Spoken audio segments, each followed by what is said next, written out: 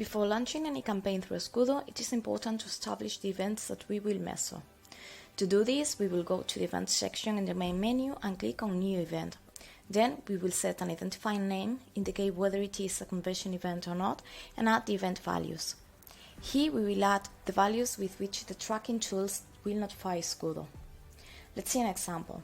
For the event registration, MMP1 may notify it as registration, MMP2 as R3G1STR0, and MMP3 as 7496ANT248. Those will be the values we enter in the event values field.